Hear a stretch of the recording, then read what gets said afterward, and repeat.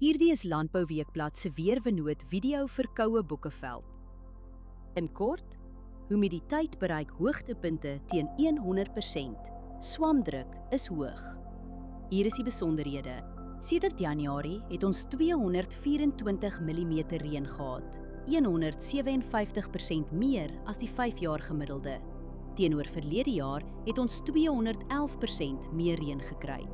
Die laagste temperatuur wat voorspel word is 3,3 grade.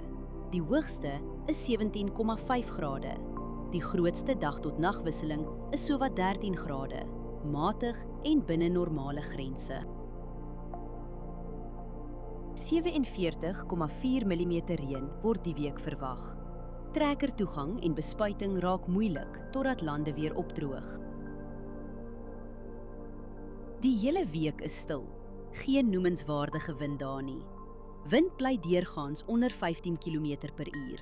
Kontroleer steeds windrigting, windvlae, temperatuur, humiditeit en delta T voor jy spuit. Verdampen is die hele week onder 2 mm. Oorbesproeiing in die soort toestande hou risiko in vir wortelsiektes. Humiditeit is meestal hoog en blaarnatheid gaan Sondag hoog wees. Dis is swamdruk hoog. Onder die toestande versprei swaminfeksies vinnig op vatbare blokke. As jy een saak doen, oorweeg dit om die stil weer te gebruik vir 'n voorkomende swamdoder toediening. Hierdie weerinligting is gebaseer op werklike data vanaf meetstasies. Die data word deur TerraClim skoongemaak en geverifieer.